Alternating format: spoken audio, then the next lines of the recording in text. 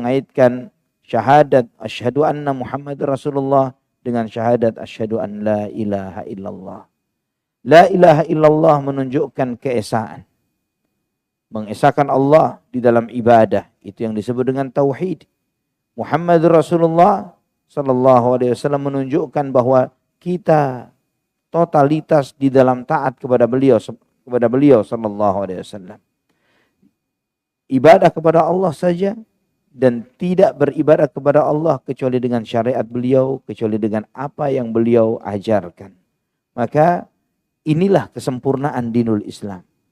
Inilah dasar pondasi agama Allah Subhanahu wa taala ini. Dua kalimat syahadat. Syahadat asyhadu an la ilaha illallah mengajarkan kepada keikhlasan. Syahadat Muhammad Rasulullah mengajarkan kepada ittiba, mengikuti Rasulullah sallallahu alaihi wasallam.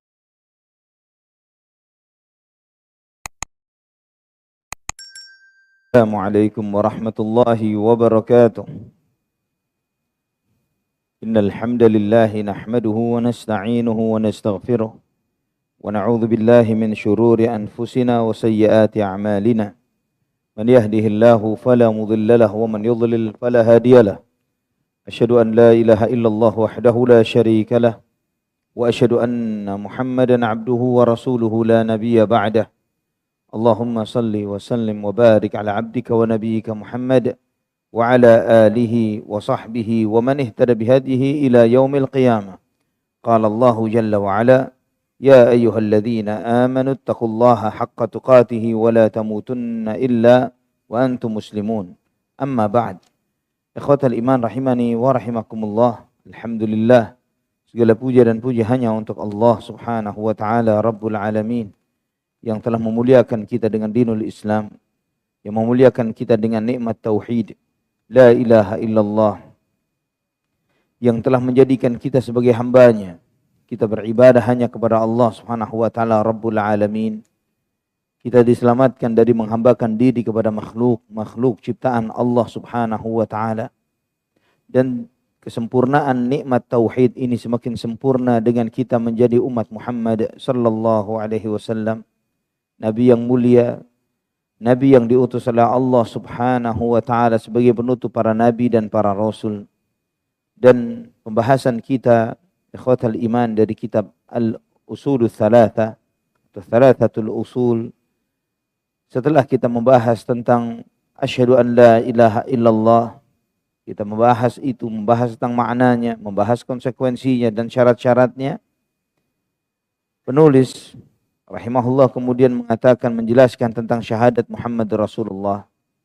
Beliau berkata, wa dalilu syahadati anna Muhammadan Rasulullah qauluhu ta'ala, laqad ja'akum rasulun min anfusikum azizun 'alaihi ma 'anittum harisun 'alaikum bil mu'minina raufur rahim. Wa ma'na syahadati anna Muhammadan Rasulullah ta'atuhu fima amar wa tasdiquhu fima akhbar wa ijtinabu ma naha anhu wa zajar wa an la yu'badallahu illa bima syara'a. Wa dalilus salati waz zakati wa tafsirut tauhid qauluhu ta'ala, wa ma umiru illa liya'budullaha mukhlishina lahud-din hunafa'a wa yuqimus salata wa yu'tuz zakah wa dzalika dinul qayyimah. Wa dalilus siyami qauluhu ta'ala, يا أيها الذين آمنوا كتب عليكم الصيام كما كتب على الذين من قبلكم لعلكم تتقون. ودليل الحج قوله تعالى ولله على الناس حج البيت من استطاع إليه سبيلا ومن كفر فإن الله غني عن العالمين. Penulis rahimahullah menyebutkan dan dalil syahadat bahwa Muhammad adalah utusan Allah adalah firman Allah di surat At-Taubah ayat 128. Sungguh telah datang kepada kalian seorang rasul dari diri kalian sendiri. Sangat berat bagi beliau segala sesuatu yang meletihkan dan melelahkan kalian. Beliau sangat berharap kalian untuk menjadi orang-orang yang beriman. Dan beliau sangat mengasihi dan menyayangi orang-orang yang beriman. Dan makna syahadat bahwa Muhammad adalah utusan Allah yaitu mentaati apa yang beliau perintahkan, membenarkan apa yang beliau kabarkan, menjauhi apa yang beliau cegah, yang beliau larang dan cegah, dan tidaklah beribadah kepada Allah kecuali dengan apa yang beliau syariatkan. Dan dalilnya salat dan zakat serta tafsir tauhid adalah firman Allah surat Al-Bayyinah ayat 5, dan tidaklah mereka diperintahkan kecuali agar mereka beribadah kepada Allah dengan penuh ikhlas. Miliknya lah agama ini dengan kecenderungan kepada tauhid dan menegakkan salat dan menunaikan zakat, dan itulah agama yang benar, itulah agama yang lurus. Dan dalilnya puasa adalah firman Allah surat Al-Baqarah ayat 183, ya wahai orang-orang yang beriman, diwajibkan bagi kalian berpuasa sebagaimana diwajibkan kepada orang-orang sebelum kalian agar kalian bertakwa. Dan dalilnya haji adalah firman Allah Subhanahu wa taala surat Ali Imran ayat 97, dan diwajibkan bagi manusia karena Allah untuk menunaikan ibadah haji bagi mereka yang mampu menempuh jalannya. Dan barang siapa yang kufur, maka sesungguhnya Allah Maha Kaya dan tidak membutuhkan seluruh alam semesta. Ikhwatal iman rahimani wa rahimakumullah. Di sini penulis menjelaskan, setelah menjelaskan tentang syahadat yang merupakan rukun iman yang pertama, rukun Islam yang pertama, yang rukun Islam itu diawali dengan syahadat asyhadu an la ilaha illallah, maka syahadat asyhadu an la ilaha illallah tidak akan benar kecuali dengan asyhadu anna Muhammadar Rasulullah. Kecuali dengan syahadat Muhammad adalah utusan Allah. Karena syahadat Muhammad utusan Allah adalah satu kesatuan dengan syahadat tidak ada yang berhak disembah kecuali Allah Subhanahu wa taala. Allah tidak akan menerima mereka yang mengatakan dirinya berkeyakinan la ilaha illallah, tidak ada yang berhak disembah kecuali Allah, kecuali dia harus meyakini Muhammad Rasulullah. Muhammad Rasulullah. Meyakini bahwa Muhammad adalah utusan Allah Subhanahu wa taala. Begitu banyaknya Allah Subhanahu wa taala mengaitkan cinta kepadanya dengan cinta kepada nabinya. Taat kepada Allah dan taat kepada nabinya. Larangan bermaksiat terhadap Allah, demikian pula larangan bermaksiat terhadap Rasulullah sallallahu alaihi wasallam. Maka Allah selalu mengaitkan syahadat asyhadu anna Muhammad Rasulullah dengan syahadat asyhadu an la ilaha illallah. La ilaha illallah menunjukkan keesaan. Mengesahkan Allah di dalam ibadah, itu yang disebut dengan tauhid. Muhammad Rasulullah sallallahu alaihi wasallam menunjukkan bahwa kita totalitas di dalam taat kepada beliau sallallahu alaihi wasallam. Ibadah kepada Allah saja dan tidak beribadah kepada Allah kecuali dengan syariat beliau, kecuali dengan apa yang beliau ajarkan. Maka inilah kesempurnaan dinul Islam. Inilah dasar pondasi agama Allah Subhanahu wa taala ini. Dua kalimat syahadat.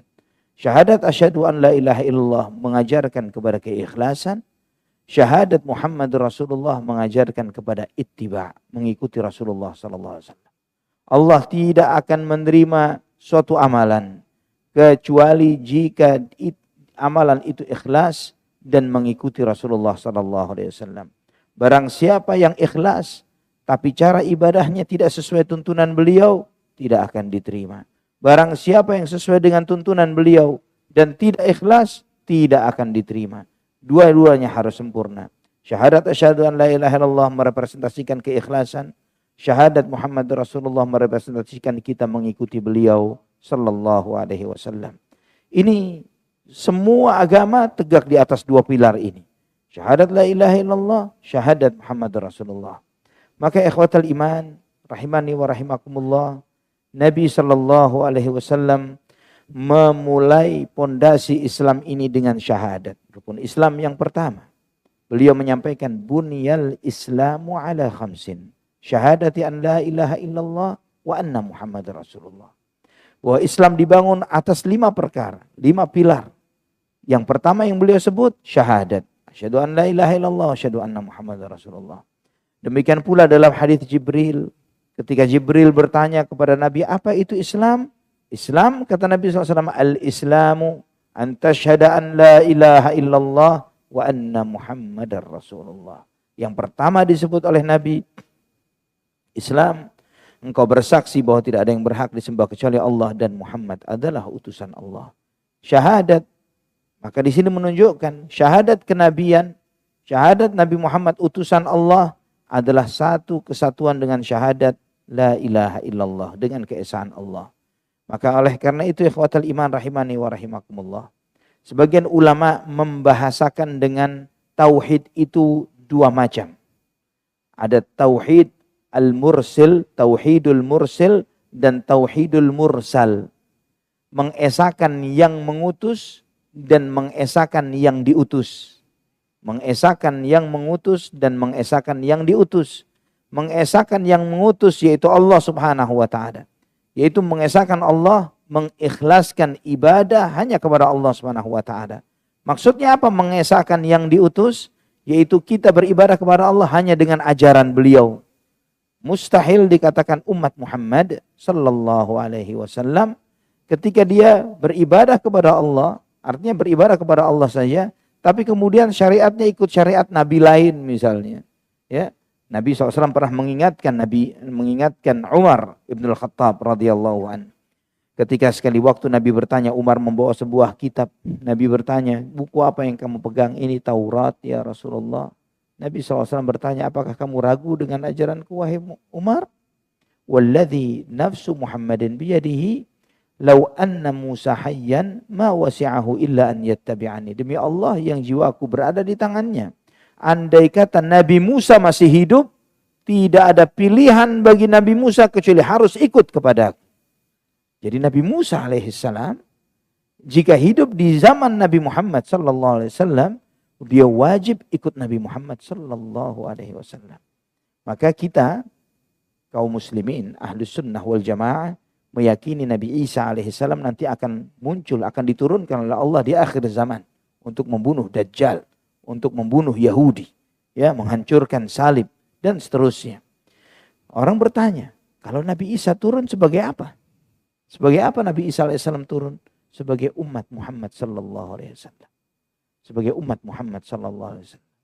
Beliau sebagai salah seorang mujaddid, pembaharu yang meluruskan banyak penyimpangan dan kesalahan dari kaum muslimin untuk mengembalikan ajaran umat Islam seperti ajaran Nabi Muhammad sallallahu alaihi wasallam.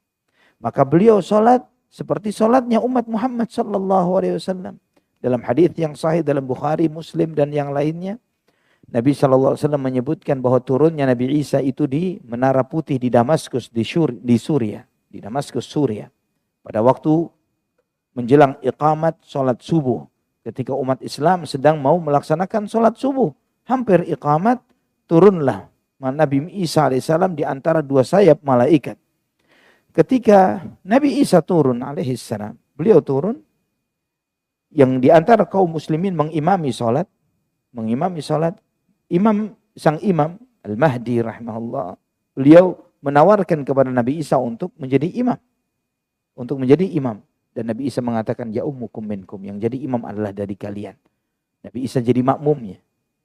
Ini Nabi Isa jadi makmumnya Al-Mahdi. Ini menunjukkan kepada kita bahwa Nabi Isa mengikuti syariat Nabi Muhammad sallallahu alaihi wasallam. Tidak membawa syariat baru. Bukan sebagai seorang nabi, tapi sebagai seorang umat Muhammad sallallahu alaihi wasallam. Ikhwatal iman rahimani wa rahimakumullah. Maka mengesahkan yang diutus, maksudnya adalah kita beribadah kepada Allah dengan ajaran beliau, dengan tuntunan beliau, dengan syariat beliau sallallahu alaihi wasallam. Kemudian dalilnya syahadat.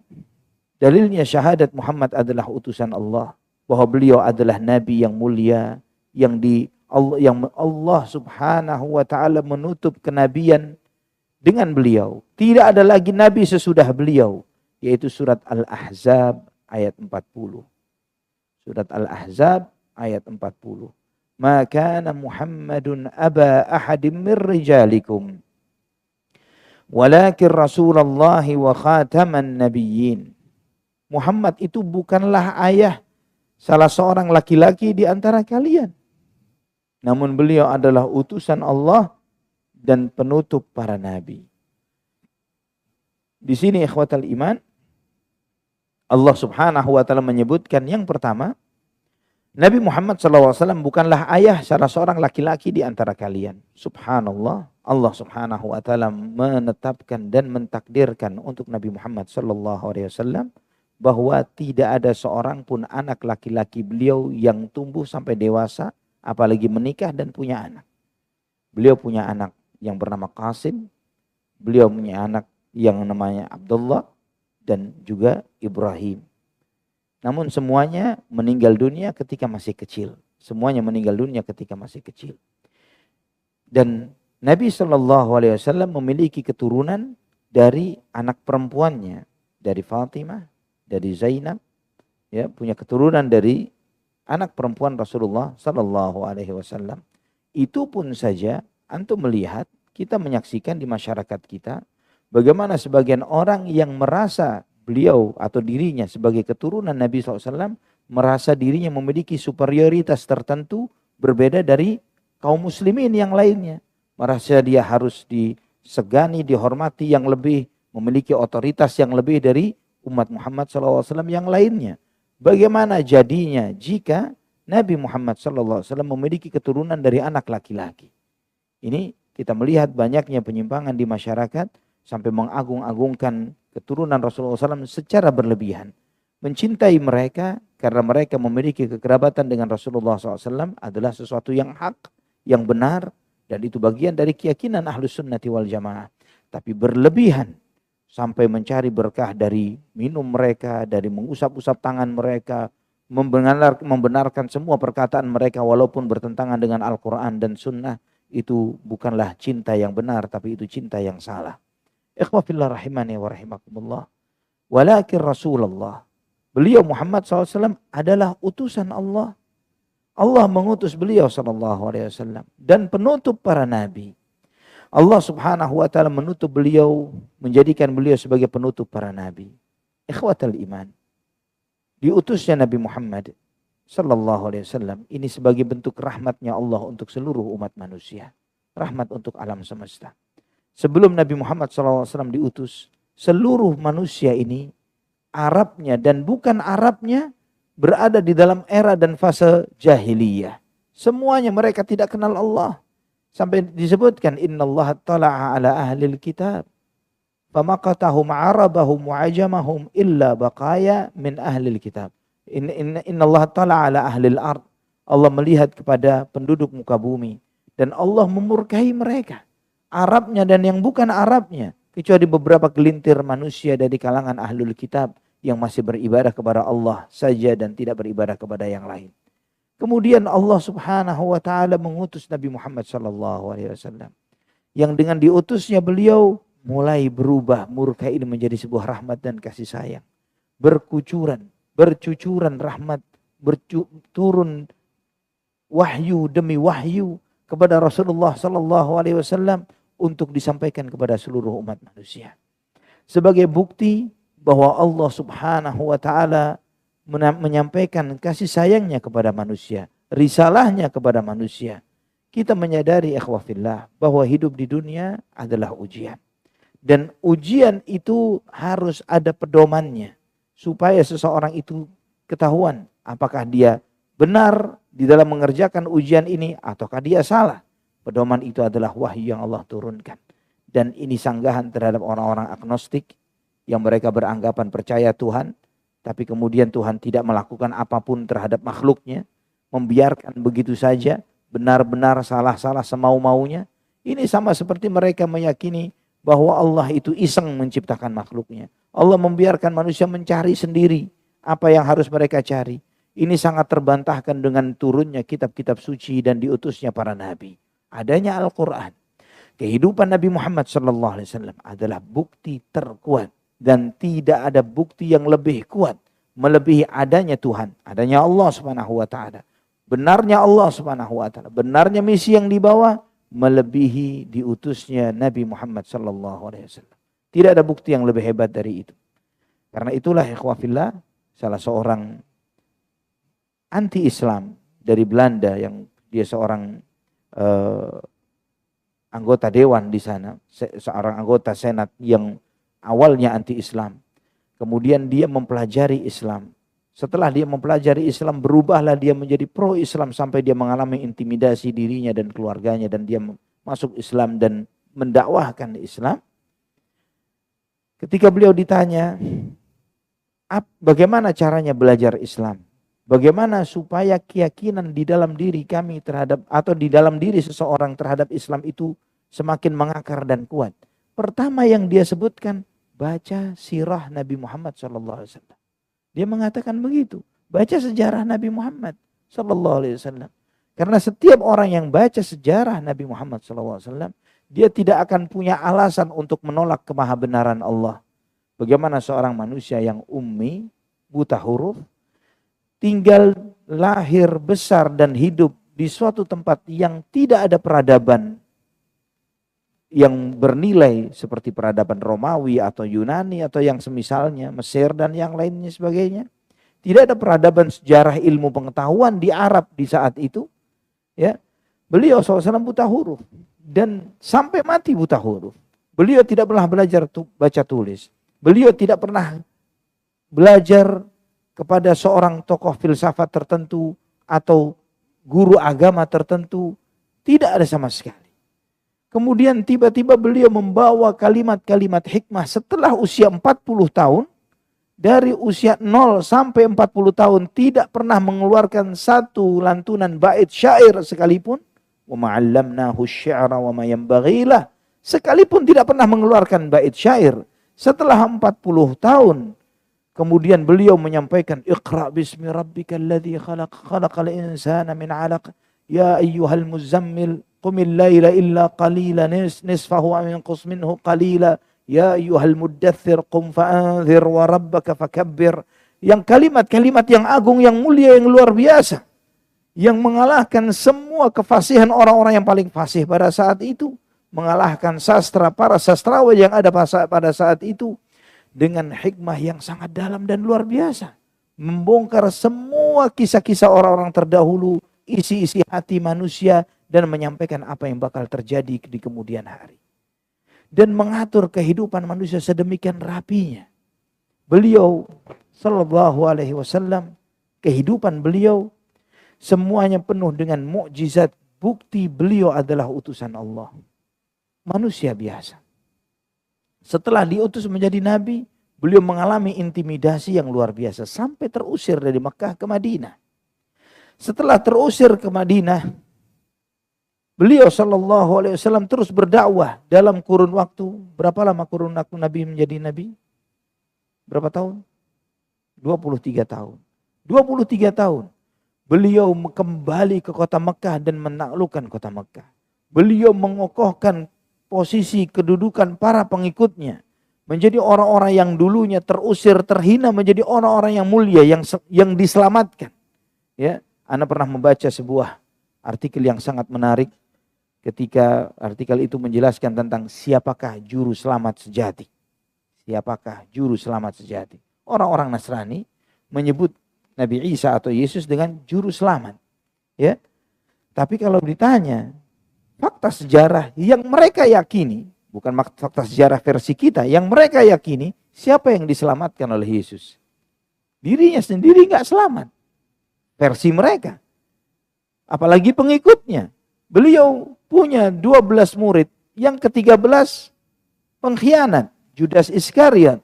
Itulah munculnya angka sial 13 diantaranya. Ya, murid ke-13 penyebab sial. Ya, Judas Iskariot. Dia tidak bisa menyelamatkan murid 12 orang muridnya sendiri. Apalagi Bani Israel. Kecintaan kita kepada seluruh nabi-nabi Allah. Ya, ini untuk menunjukkan kepada, membuka mata kepada mereka bahwa Nabi Musa alaihissalam lebih menjadi juru selamat ketimbang Nabi Isa yang menyelamatkan Bani Israel dari intimidasi dan kezalimannya Fir'aun. Menyelamatkan Bani Israel dari Fir'aun. Dan Nabi Musa alaihissalam lebih memberikan keselamatan untuk itu. Tapi cuma sampai di sana. Nabi Musa alaihissalam tidak membuat pengikutnya setia kepada yang Allah tunjukkan melalui Nabi Musa kepada Bani Israel. Maka ketika melewati Laut Merah, diperintahkan masuk ke Palestina, mereka tidak mau.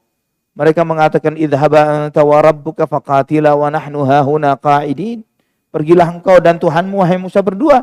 Kami tunggu di sini, kami enggak mau ikut kamu. Ya, mereka membangkang kepada Nabi Musa. Ini Bani Israel. Tapi bagaimana dengan Muhammad sallallahu alaihi wasallam? Beliau bukan cuma menyelamatkan mereka secara fisik dari yang tertindas, terintimidasi menjadi orang-orang yang mulia, bahkan secara moral, akhlak, akidah, dari penyembah berhala menjadi orang yang menegakkan la ilaha illallah, tidak menyembah apapun kecuali Allah.